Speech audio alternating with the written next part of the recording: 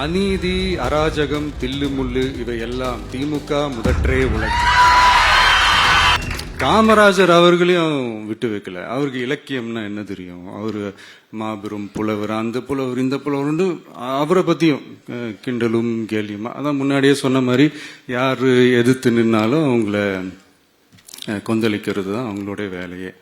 So இப்படி அவங்க பண்ற தப்பெல்லாம் நம்ம எடுத்து சொன்னா, அவங்க பண்ற அட்ராசிட்டியை பத்தி நம்ம எடுத்து சொன்னா, அவங்க பண்ற அந்த ஊழலை பத்தி தான் நம்ம எடுத்து சொன்னோம். முக்கியமா நாம அதை எடுத்து சொன்னா 50 வருஷத்துக்கு முன்னாடி இருக்கிற அதே தகர டப்பாவை எடுத்து உருட்ட ஆரம்பிச்சிருவாங்க.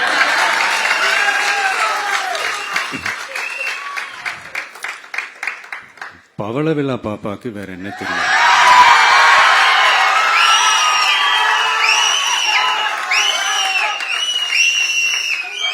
பழைய டப்பாவை உருட்டதானே தெரியும்.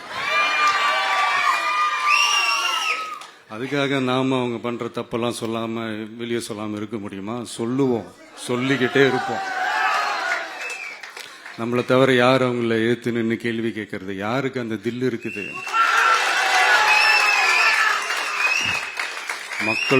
மக்களோட ஒரே பிரதிநிதி நாம மட்டும்தான். சோ இப்படி இருக்கிற இந்த நிலைமையில இன்னைக்கு இந்த டிஜிட்டல் உலகத்துல திருவள்ளுவர் இருந்திருந்தாருன்னா இந்த தீய சக்தியை பத்தி என்ன திருக்குறள் எழுதியிருப்பாரு?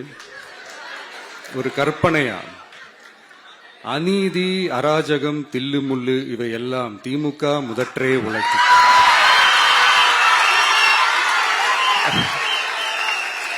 ஒரு கற்பனையா?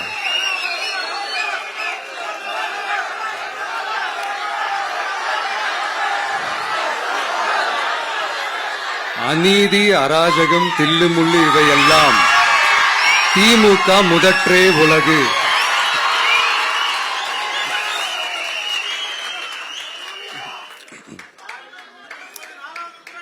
அடுத்து இந்த என்னப்பா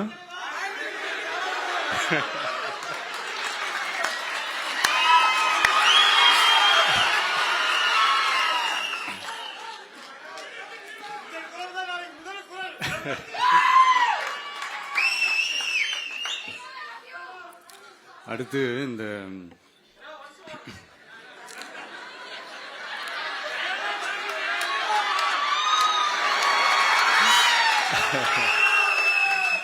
சொல்லிட்டேன், 2 வாட்டி சொல்லிட்டேன். அநீதி, அராஜகம், தில்லுமுள்ளு இவையெல்லாம் திமுக முதற்றே உலகு.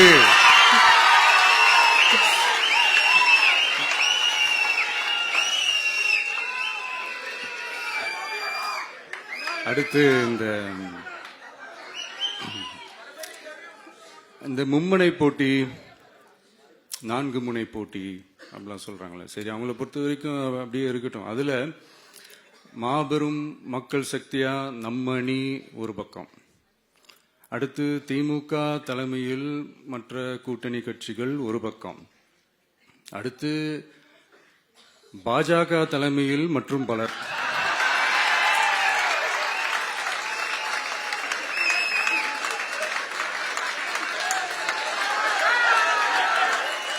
என்னப்பா சிரிக்கிறீங்க? உண்மையதானே சொன்னேன்.